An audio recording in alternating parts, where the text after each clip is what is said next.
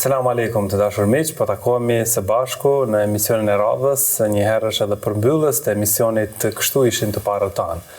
Siç paralajmëruam javën e kaluar, sot do të flasim për xhenetin. Me ne në studio është Hoxh Fitim Gërguri. Mirë se vjen Hoxh. Mirë se të gjej. Atëherë Hoxh, doja fillimisht të ndalemi tek përshkrimi i xhenetit përmes fjalëve të Allahut dhe pejgamberit alayhis salam për besimtarët që u është premtuar xheneti. Fillimisht Allahun taala falenderoj për Allahut falë kërkoj. Salavat dhe selam me krijesën më të mirë Muhammedin alayhis salam dërgoj. Allahu i lartëson dhe i dërgunit i kam përshkruar gjëra gjatë këtë vend qëndrim të begat e që lësë Allah me qenë ne banor të ti dhe gjithë ata që na dëgjojnë. Pejgamberi alayhis salam në një hadith të gjatë flet për xhenetin. Në fund të tij thotë, në të ka syri s'ka parë prej bukurive, veshin nuk ka dëgju dhe mendja e askujt asnjëherë nuk ka shku. Ndaj po e filloj përshkrimin e xhenetit prej këtij hadithi, që gjithë çka flasëm nuk ngjason me ato që e themi përveç se në emra. Pra te kalon është mbi imagjinatën tonë. Ne do të flasim se ka dyer, po nuk ngjasojnë me asnjë derë që në mendja njerëzore i ka shku ose ka bërë diçka tillë. Do të flasim për lumej, por nuk ngjasojnë me lumejt e dunjas. Do të flasim për pemë, por nuk ngjasojnë. Ndaj desha të fillojmë prej këtu që ta kemi në përshkrim imagjinor që së ngjason me këtë botë nëse është i mundshëm. Allah azza wa jall kur flet për xhenetin thotë inna lil muttaqin mafaza. Për të devotshmin ka fitime të mëdha. Çfarë fitime? Hadaiqa wa anaba, ka xhenete me kopshte të plota. Wa kawaiba atraba, dhe vasha të bukura të reja. Wa ka'san dihaqa, dhe ka gota të arta që në to pinë. Kur i përshkruan këto gota pejgamberi alayhis salam thotë burimi është në ta. Nuk ka nevojë më shit për një vend tjetër, po burimi i saj është në ta. Çdo herë është e freskët se del prej burimit. Si është kjo, pra mendja jonë nuk e imagjinon.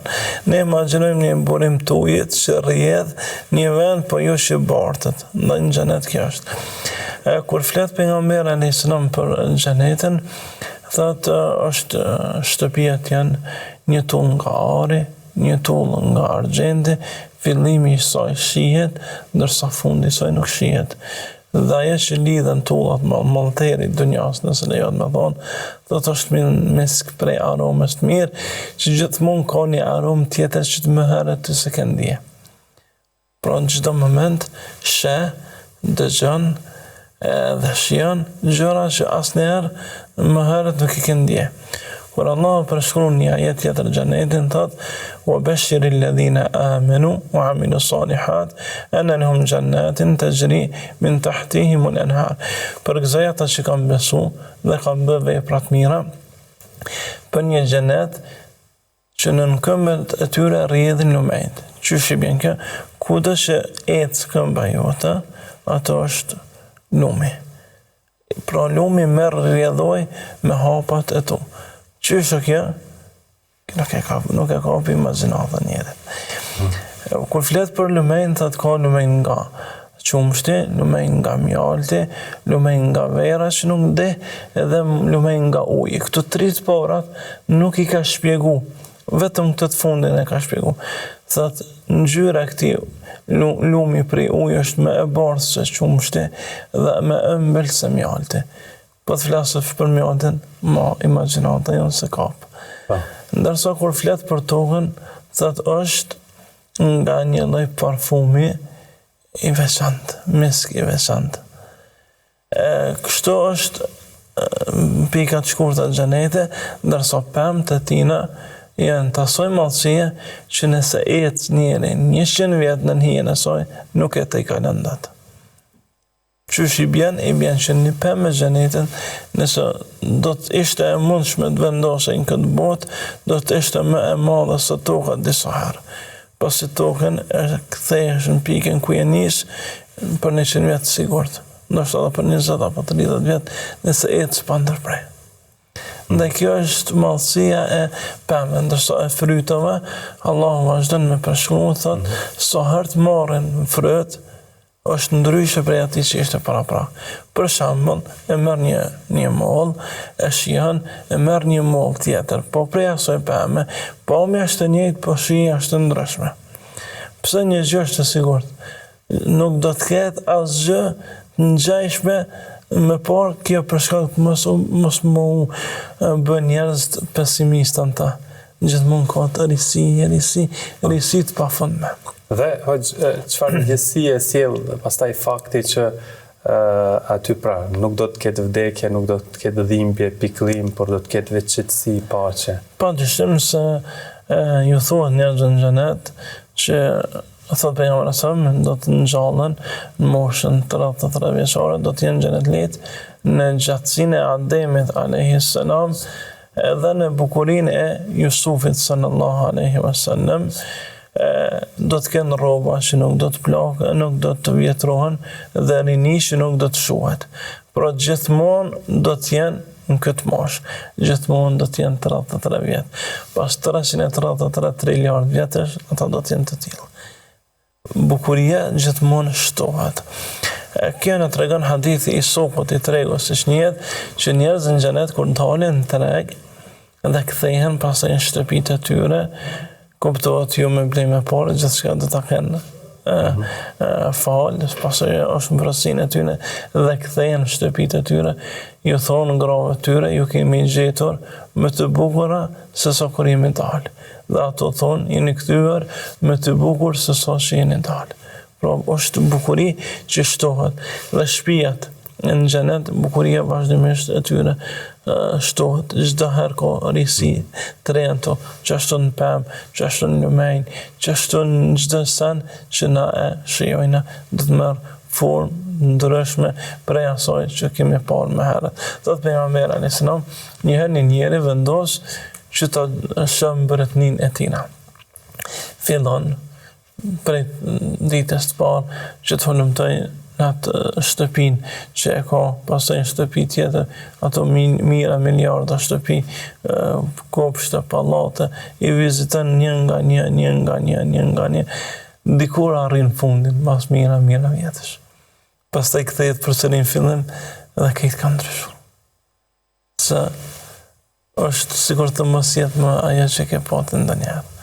Dhe kjo është bukuria e xhenetit, që po mundohem me e parafru, por nuk është njësoj e sigur se do të shijojmë me nejën e Allahut, pasi që Ibn Abbas kur fliste për xhenet, thoshte po mundohem të flas vetëm nga aspekti i asaj që Zoti e përshkruan, pa hinë realitetin e tij që nuk është i kuptueshëm për mendjet e cakta njerëzore. Dhe hoxh, me të hyrë besimtarin në xhenet, cilat janë ato mirësitë apo dhuntit e para që do t'i shijoj? Allah azza wa jall kur flet për njerëz, thotë se do të shkojnë grupe drejt xhenetit, hatta idha ja'uha wa futihat abwabuha wa qala lahum khazanatuha salamun alaykum tibtum fadkhuluha khalidin. Futen në xhenet grupe derisa arrin te xheneti, ju hapen portat e tyre, thonë hynin të do t'jeni për gjithmonë. Pra, përgëzimi i parë, ku njeri shatë mrekulli, është që moti kur s'keme dalë për ti. Na shkojmë të vizitojmë Mekën, por brengën kryesore kemë ditën e kthimit, e largimit prej sajna. Ndërsa në xhenet nuk do t'a kemi këtë brengë. Po, pra, përgëzimi i parë është të je për gjithmonë ta. Thot pejgamberi alayhis salam, po sa të futen njerëz në xhenet. Kur i shohin ato bukuri që kanë lexuar për to, po pamja reale është gjithçka ndryshe prej asaj që kanë perceptuar. Thonë mos më shenë mëshira e Allahut, do të vdesnin nga kënaqësia. Aq shumë kënaqën shpirti do të lëshonte. Pra dhe atë kur të futet njëre edhe një lule që është atje të vogël, e din që maja kur nuk vyshket. Dhe gjithmonë shkon të zbukuru. Dhe gjithë çka tjetër në ta.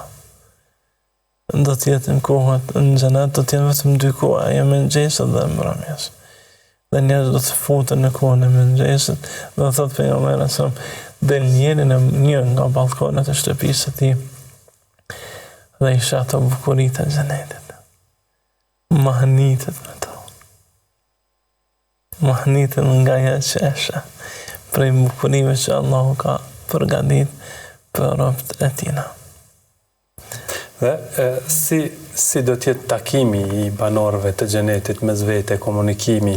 Padyshim se do të komunikojnë, do të takojnë xhenetlit mes vete, familjarët, miqt e kështu me radhë, do të kemi mundësi të vizitohemi, të shkojmë dhe të vinë. Mbas edhe do të jenë në grada të ndryshme. Padyshim, por mundësia e vizitës është edhe ne do të mund të vizitojmë ata që janë më larg, por edhe ata do të mund të na vizitojnë ne. Ndaj nëse kish pas mundësi ndonjëherë me bën ndonjë emision për shkrimin e xhenetit nga brenda, sikur se po jetojmë. Do të kemi me lejen e Zotit asnjë mundësi të arta që të takohemi me njerëz më të mirë që kanë ecur sipërfaqen e tokës. Nuk është çudi që do të trokitësh në derën e pejgamberit alayhis salam, apo ndonjë ditë do të vijë koha që kur të hapsh derën tënde do të jetë prapa derës ai bekum dhe pejgamber të tjerë të Allahut, apo do të mund të bisedosh me melek, me Gjibrilin, me Mikailin, pa asnjë problem, se kohë ka gjithmonë, vakt ka për gjithçka, dhe mundësia e kënaqësisë është diçka që ne po mundohemi me përshkruaj diçka të vogël prej asaj që shpirti do ta shijojë, edhe pse ky përshkrim po e fladit zemrën, po para menon, po të ishte e mundur realisht timin të dhe të flasim ndaj një dietar thoshte përshkrimi real i xhenetit do të jetë nga brendësia e xhenetit dhe jo nga jashtë. Se nuk ka mundësi. Çfarë kuptimi ka fjala e Allahut ku thot për ta do të ketë gjithçka që dëshirojnë, por edhe më shumë. Allah azza wa jall i përgëzon besimtarët që bima yashtahin anfusuhum do të kenë gjithçka që ata dojnë. Çka do që dëshiron ti do të kesh përpara. Thot pejgamberi alayhis salam, kur njeriu i fundit në xhenet urdhnon diçka, ngritën 1000 shërbëtor për t'ia kryer ato që dëshiron. Po ata që janë altë thot vetëm që shkoj mendja 10.000 shërbëtor janë gjendje gatishmërie. Do të jenë një lloj në xhenet njerëz do të jenë gjithë mbret. Kështu thot pejgamberi alayhis salam. Dhe kur delaj në mbretëninë e tij, gjitha krijesat tjera do të mundohen të jenë shërbim tina, nëse lejohet pak me krahasu me njerëz të famshëm që njerëz kanë qenë po mu mbledh rreth tina, me bën ndonjë foto me ta, kështu do të jetë gjendja çdo xhenetliu. Por gjitha ato krijesa do të mundohen sa më shumë të arrijnë kënaqësinë e tij, të shërbejnë atij e kështu me radhë. Dhe më shumë se kaq është për qëllim shikimi në fytyrën e Allahut azza wa jall. Wa ziyada e ka përmend pejgamberi sallallahu alaihi wasallam se shikim në fytyrën e Allahut të lartësuar. Edhe kjo do ndodh në ato që quhet Yawmul Mazid wa Ziyaratul Azizil Hamid, në ditën e shtimit dhe vizitën e Allahut madhruar që ka ardhur në dy sahih dhe librat e sunetit dhe musnedeve, siç e përshkruan prej dietarëve të vështirë Ibn Qayyim bën një përshkrim të bukur në librin e tij Hadil Arwah ila Biladil Afrah, në qetësimin të shpirtëror ndaj vendeve të gëzimeve është për qëllim ndaj xhenetit, e bën një përshkrim të zgjeruar të këtij momenti ku njerëzit do të thirren nga një zë hayya ala ziyara, e janë në vizitë. E pastaj njerëz do të drejtohen gjithë drejt loginës e fjah. Një nga loginat e xhenetit do të drejtohen rreth saj, pastaj do të ulen secili në ulse, dikush nga drita, dikush nga ulse të arit, argjend, të kështu me radhë, dhe me i ulti pe i tyre, runa zot me shenë dikush i ulta det, do t'jenë në një kodër nga misku i ullur. Dhe pas të Allah do t'i pres o banor xhenetit,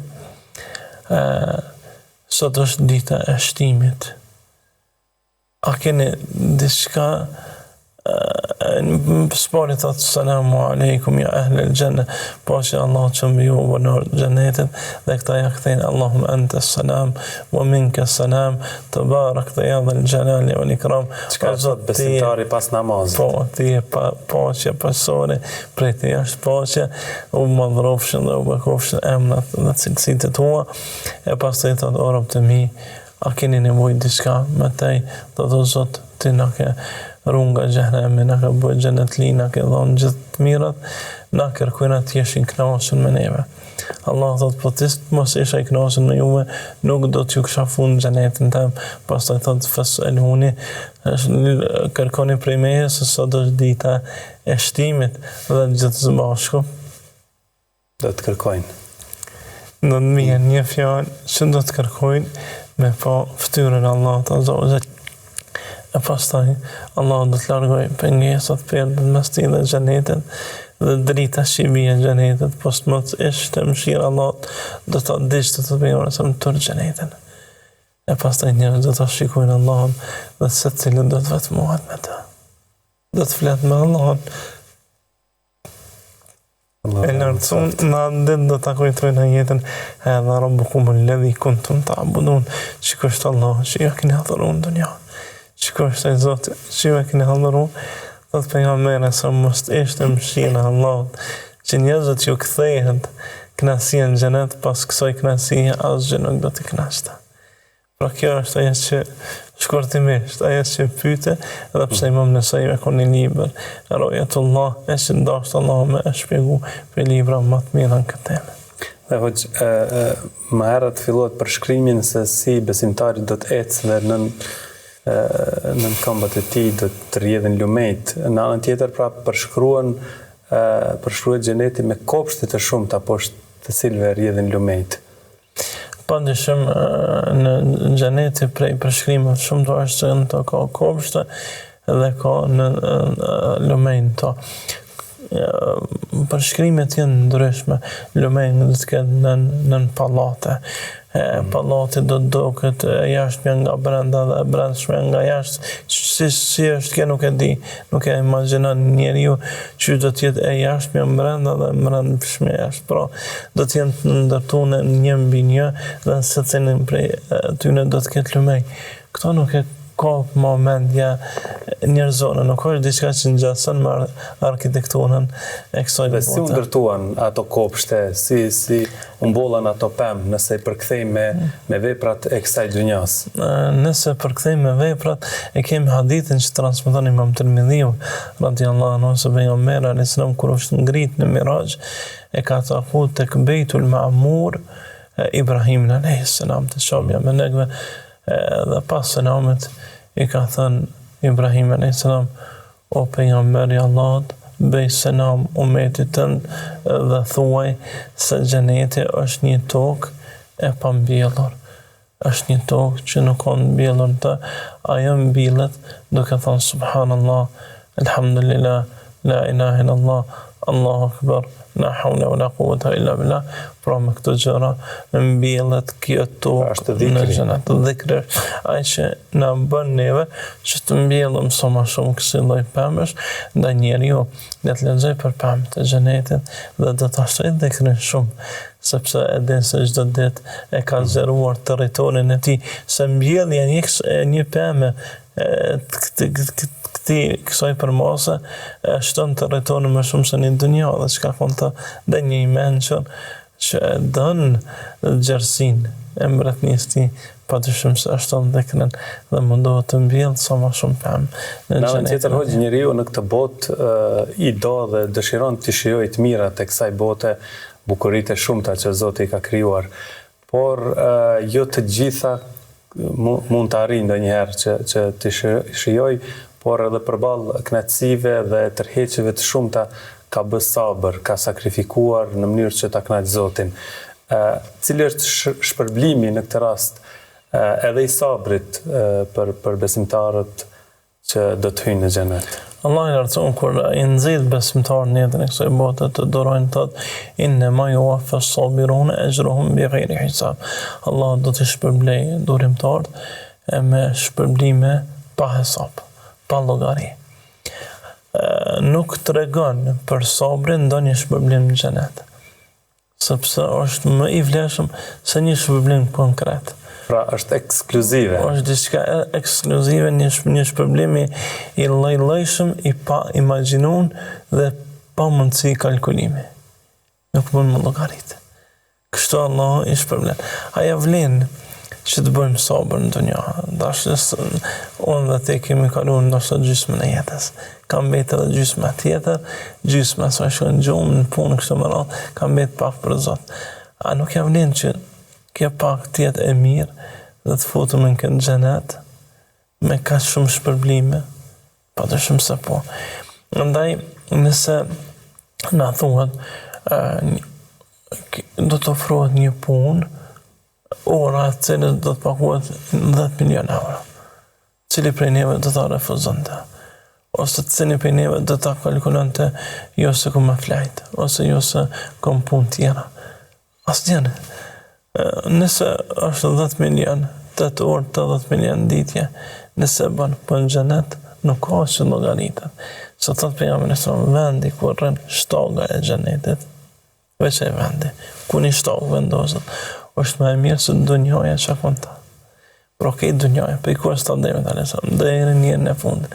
Ari saj, argenti saj, zbukurimet, parat, fabrikat, komoditeti saj, gjitha, po t'i gromëllësh, nuk marrin vlerë ma shumë se një vend ku vendoset një shtogë në xhenet. Ndaj prej këto të mundohemi të lexojmë për xhenetin, se kjo na shton dëshirën shumë për durim, sakrificë dhe ja vlen. E dim se ja vlen, po ta thuaj, të adhurojmë Zotin 23 orë, ja vlen për gjithë të shpërblime e lërë mosë nuk merë falja namazit më shumë se gjysore në ditje.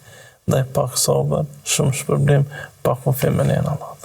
Dhe do të kuptojmë edhe detaje tjera të xhenetit, por tani shkutemi për pak çaste dashur miq, kthehemi shpejt për të vazhduar tutje me këtë bisedë.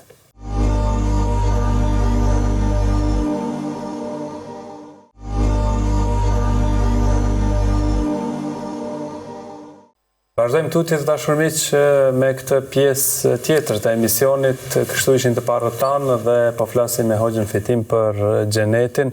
Sigurisht do të ndalemi edhe tek sahabët dhe ata cilët janë përgëzuar me xhenet, por tani do doja Hoxhë të ndalemi edhe më tej tek hyrja në xhenet. Si do të jetë ajo atmosfera e kënaqësisë dhe qetësisë për ata cilët bashkë me familje hyjnë në xhenet?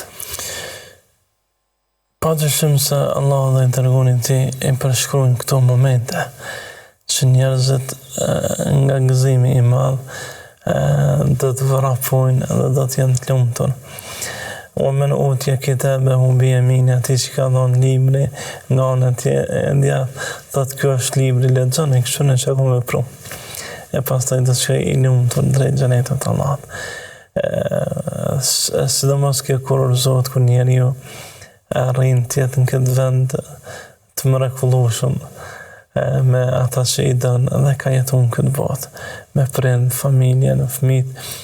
Edhe bukuria e saj është se gjithë do të jenë një moshë. Do të mund të qëndrosh me babën tënd, sigur ta kesh shok edhe me djalin tënd njësaj. Pastaj imagjinata jonë është e mangë për me po realitetin e tij, por kënaqësitë janë të pandalshme në këtë drejtim. Pejgamberi Allahut alayhi salatu wassalam kur folte për xhenetin, i bënte që sahabët ta shtonin kurreshtin dhe ta pyetnin për kënaqësitë e këtij vendi. Njëherë duke folë për xhenetin dhe kafshët e tij, tha në xhenet do të ketë kafshë dhe njëri që i pëlqen të devet, tha do të ketë deve, tha po, por do të fluturojnë. Një tjetri po kuaj, tha po, por do të fluturojnë. Dhe një tjetër ishte bujk. Ata pyeshin mbi bazën e asaj që kishin para vetes. Dhe ne sigurisht mbi bazën e asaj që kemi edhe imagjinatën. Edhe tha unë jam bujk, kam që me mbjell. A do të mund të mbjell? Tha po, atë ditë e mbjell, atë ditë pjeke dhe atë ditë e korë. A i shkon duke u gëzu së tepër me dhe thot nuk do të kem uri kur në xhenet. Pra kështë pejgamberi sa mbi bazën e mendjes që kishte përballë ja u përshkruaj këtë xhenetin. Dhe edhe këto përshkrime që i bojnë janë shumë të vogla kënaqësi, karshi kënaqësi që do ta përjetojmë në realitetit tina, por kjo gjithsesi për afro pak dhe për më nxit në vepra të mira. Dhe hoxh si na ndihmon mendimi i vazhdueshëm, pra siç po e përshkroni për xhenetin që ne të nxitemi dhe të bëjmë vepra të mira dhe ta fitojmë xhenetin. Padyshim që kjo temë e xhenetit dhe tema që ishte në misionin e kaluar e xhenemit janë tema ditore, mendoj, që çdo ditë njeriu do t'i ketë prioritet në jetën e vet. S'paku të lexojë ndonjë ajet ose ndonjë hadith rreth tyre. Pasi që kjo të bën shumë të vëdishëm për projektin që e ke, për sunimet që i ke. Nëse njeriu ka një shoqëri të mirë, që e urdhënon të mirë dhe ndalën nga e keqja, ja kujton temën e xhenetit dhe zjarrit, kjo është në vepra të mira. Pejgamberi Allahut alayhi salam thotë kush i fal 12 rekate sunet në ditje, jo fal sunet, do ta ketë një shtëpi në xhenet. Tashti në brenda vitit janë 365 ditë. Po t'i falim, se të një ditë do ta kemi një shtëpi në xhenet. Dhe një njeri i mençur do ta bënte një fletore, ta vizatante çdo ditë nga një shtëpi. Dhe në ditën që nuk i fal, nuk do ta vizaton, si do ndjej. Nëse në dunjë thuhet për një vepër, do ta kesh gjithmonë nga një pallat. Dhe kur folëm për shtëpi, thamë që është i madh nga ori argjendi. E kështu me radhë, si do t'jetë në gjendja jonë, do të mundohemi çdo ditë ta bënim. Nëse një njeri që merret me patundshmëri thuhet që çdo ditë do ta kesh ka një banesë të re, aja do të lëndë një ditë pa punu asësi. Ndaj edhe ai që punon për xhenet, le ta ketë këtë çështje drejt xhenetit. Po ashtu pejgamberi Allahut alayhi salam do të kush i fal 2 rekate, sunet sabat është më mirë se dunjaja që konta. Aso që nxitje për shpërblime. E para më dhanë që akon dunja 2 minuta, ose 3 ose 4 maksimum, që akon në dunja të e morë shpërblimen.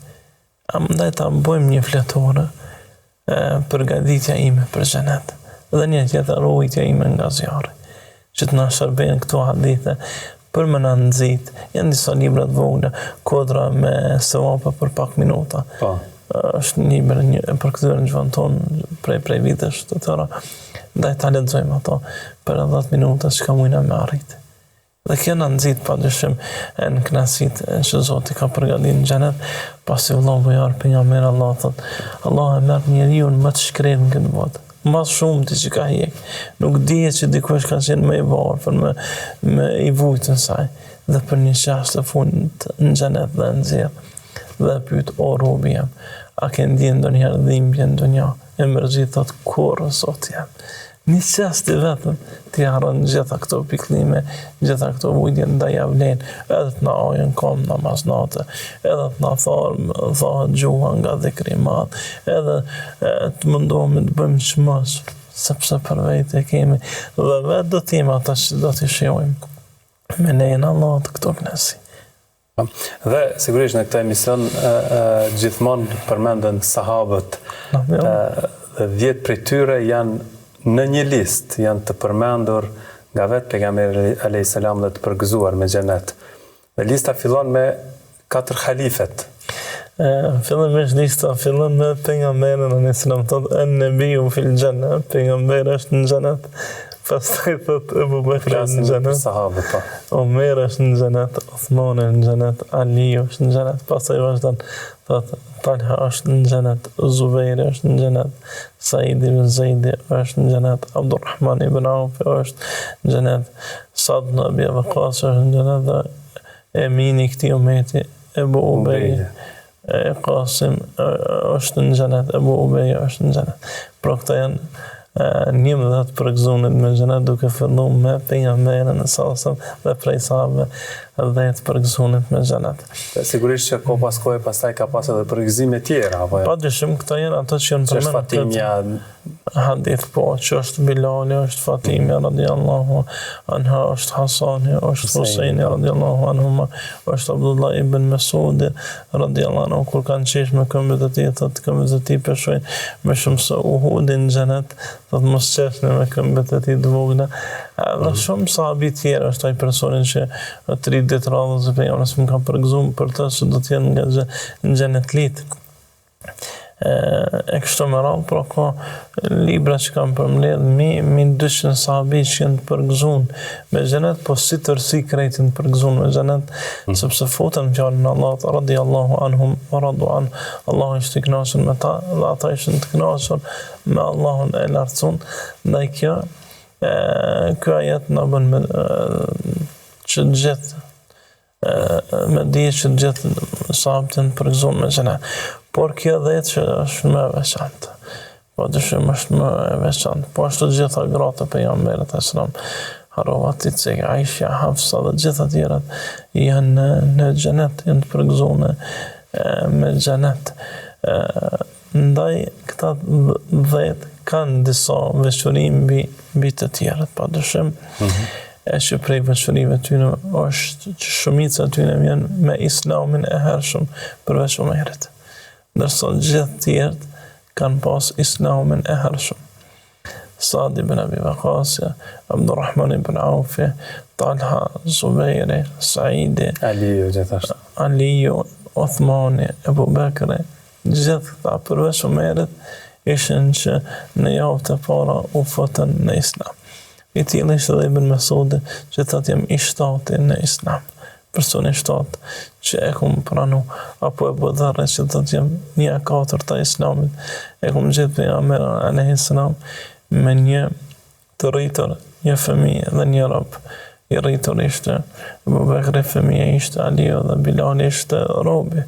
Ndaj këta ishin ajo veçoria që i veçon me shumë së tjerët. Ibn Qayyim thotë, sa jemi përgjigjur me shpejtësi urdhrave, ndalesave dhe tauhidin në dunja, aq me shpejtësi do të jetë edhe kalimi mbi urën e siratit dhe arritja e xheneteve të larta. Dhe kur jemi të xhenetet të larta, pejgamberi alayhis salam na mësoi që të kërkojmë më të lartin, apo jo? Padyshim pejgamberi alayhis salam thoshte, kur të luteni që të arrini xhenetin Firdaus, sepse ajo është më i larti dhe është mesi i xhenetit. Disa dietarë thonë se xheneti në formë piramide. Në Firdaus që fillon nga mesi dhe merr këtë pjesën e lartë. Kështu e përshkrim Allah dhe në mas mirë. Edhe kjo është përshkrim njerëzor. I mundshëm. Me kapacitet njerëzor, por aja që disa tjerë thonë, dhe më flenë zamra më shumë është nuk e kap imagjinata jonë. Dhe nuk mujnë me krahasimet kësaj bote ta japëm realitetin e tina. Por ta kërkojnë Firdaus. Dhe Allah ka përshkru cilësit e njerëzve të Firdausit në surën Mu'minun, duke thonë, qad aflaha al-mu'minun, kanë shpëtu besimtarët, alladhina hum fi salatihim khashi'un, ata që namazin të koncentruar e falin me frikë respekt, dhe ata që japin zakatën e kështu me radhë, derisa thotë ulaika humul warithun, këta janë ata që e trashëgojnë, alladhina yarithuna al-firdausa hum fiha khalidun, këta do të jenë ata që trashëgojnë Firdausin dhe ata do të jenë gjithmonë. Kur flitet për xhenetin, përmenden gradat, në fakt përmenden edhe dyrë të xhenetit. Po, janë të ndyrë të xhenetit, e që një person prej këtij umeti do të thirret për gjithë të dyra të xhenetit dhe Abu Bakri. Radhiyallahu anhum, kjo përshkoj të gjithëve. Sigurisht përshkoj në veprave të shumta që bënte brenda ditës dhe natës pejgamberi alayhis salam në një kohë. Kishte zakon bashkë me shokët e tij, edhe të pyeste se çka kanë vepruar sot. prej pyetjeve që ishte kush ka falë sot namazën me xhamat, kush ka dhënë sot sadak, kush ka vizituar të smur, që ishin disa dorë mes tyre edhe Abu Bekri, ndërsa shumë pyetje të fundit mbeti vetëm Abu Bekri. Pastaj tha Abu Bekr ti do të thirrësh prej të dyrëve të xhenetit. Ndaj ai që vepron shumë do të ketë mundësi për të hyrë nga cila ndan e xhenetit. Dyrë tjera, zakonisht në Ramazan namazet, dera e agjeruesit, dera e zakatit, e sadakas, dera e xhihadit, dera e dekret projën, që i përmbledh në mënyrën më të mirë të mundshme zotëria jonë Abu Bekri radiallahu anhu. Dhe hoxh, të flasësh në këtë rast për xhenetin, sikurse e thatë edhe më herët, nevojitet shumë kohë, por t'i kthemi gjendjes tonë, t'i kthemi realitetit tonë, si ta mbajmë gjallat për mallimin për xhenet dhe ta fitojmë atë përmes veprave në këtë botë. Spori duke lexu për njerëz që fiton xhenetin. Me çka e fiton? Me çka veprun që fiton, leximi i librit, fragmente nga jeta e sahabëve që është i përkthyer prej vitesh të tëra. Na ndihmon shumë përgatitje për xhenet.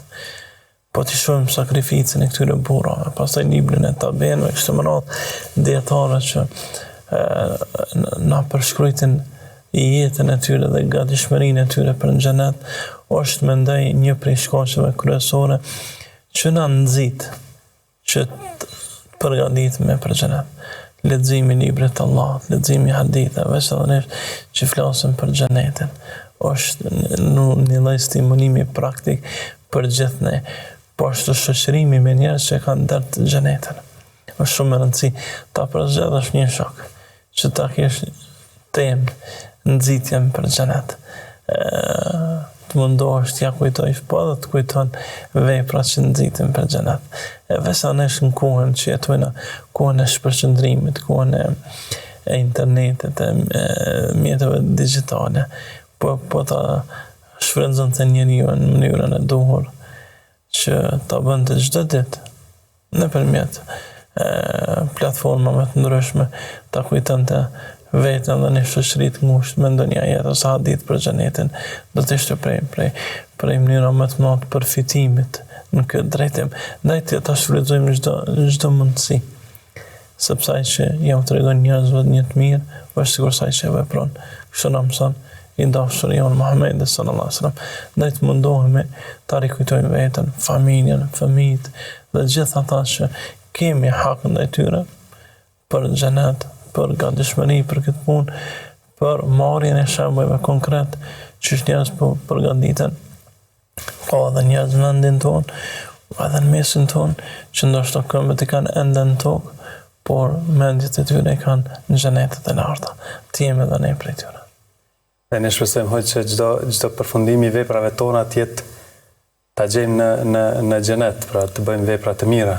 Kështu edhe po e përmbyllim njëkohësisht edhe këtë seri që kemi folur për çështjen e sahabëve ndaj jetës dhe ndaj ibadetit ndaj Allahut. Ne falenderojmë shumë hoxh për kontributin e dhënë në këtë emision. Është kënaqësi të jemi në emisionin tuaj, në televizionin tuaj, edhe prej meje është një falënderim i veçantë për ju dhe gjithë redaksin e los Zotin që çdo vepër që bëni me gjetë në ditën e takimit me Allahun dhe me ju shpërbly me xhenetin, me xhenetet e larta, dashur Allah, që jemi duke munduar këtë botë të bëjmë diçka për të grumbullohemi kështu gjithë së bashku në xhenetet aty në hijen e dhe ti kujtojmë edhe këto momente në hijen e atyre tanë dhe bukurive të mëdha që do t'i përjetojmë me lejen e Allahut. Zoti ju ruajt e ju bekoft. Edhe jap mirësi e mbarësi në gjitha misionet që keni deri në momentin e fundit që jetoni në këtë botë. Faleminderit Allah. Allah ju shpërblet. Dashur miq, dhe kështu arritëm në fund të takimit të sotëm dhe të takimeve tona sa i përket emisionit Kështu ishin të parët tanë. Faleminderit shumë që ishit me ne çdo javë, takohemi inshallah në projekte të tjera. Selam aleikum.